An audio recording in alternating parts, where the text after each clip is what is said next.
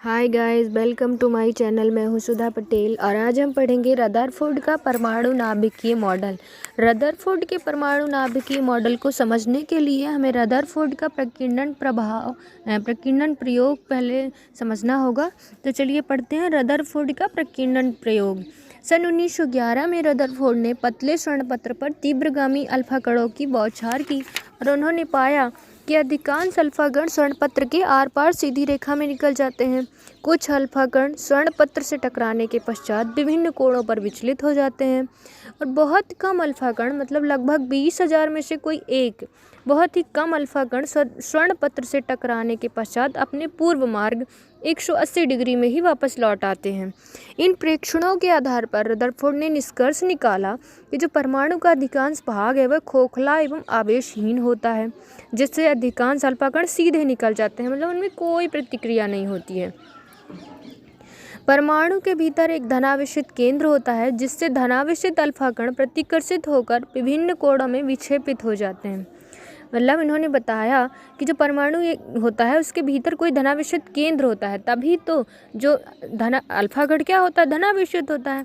वो कण प्रतिकर्षित होकर विभिन्न कोणों में विक्षेपित होते हैं। मतलब ऐसा लग रहा है कि जैसे अल्फा कण को डाला गया तो उसमें कोई धनावेशित कण होगा, तभी यह भी धनावेशित और प्रतिकर्षित होकर दूर भाग गया, मतलब विभिन्न कोणों में विक्षेपित हो गया। इस भारी धनावेशित पिंड को ही नाभिक कहेंगे। इन्होंने ऐसा बताया। परमाणु के आकार की तुलना में नाभिक बहुत छोटा एवं दृढ़ होता है। इस कारण बहुत ही कम अल्फा कण अपने मार्ग में वापस लौट आते हैं।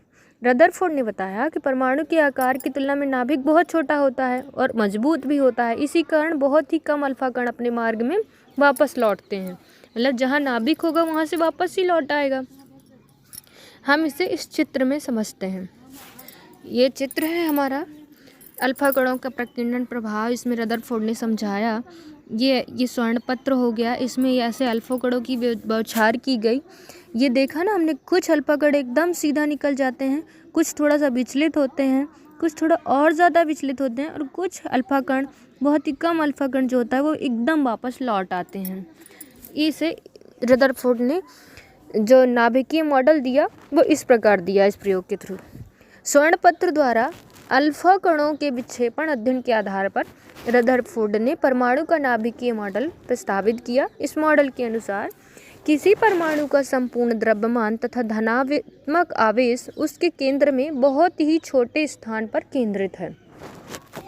चूँकि हमने प्रयोग में देखा ना कि जो अल्फा कण है कुछ ही नीचे वापस लौट आते हैं, तो उसी के आधार पर इन्होंने बताया कि किसी परमाणु का जो संपूर्ण द्रव्यमान एवं धनात्मक आवेश होता है उसके केंद्र में बहुत ही छोटे स्थान पर केंद्रित हो, जिसे परमाणु का नाभिक कहते हैं।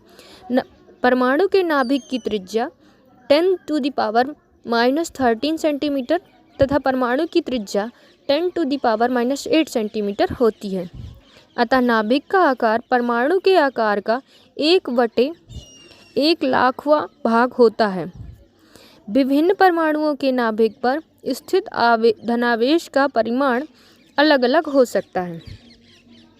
इन्होंने बताया कि जो विभिन्न परमाणुओं के नाभिक पर स्थित आवेश होता है उनका परिमाण अलग अलग हो सकता है, मतलब जिस हिसाब से उसमें प्रोटॉनों की संख्या होगी उस हिसाब से उनका आवेश भी अलग अलग होगा।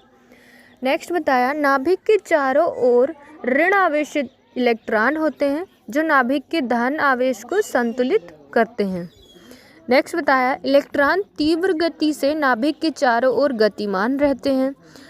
अगला, परमाणु के नाभिक तथा घूमते हुए इलेक्ट्रॉनों के बीच का स्थान लगभग खाली रहता है।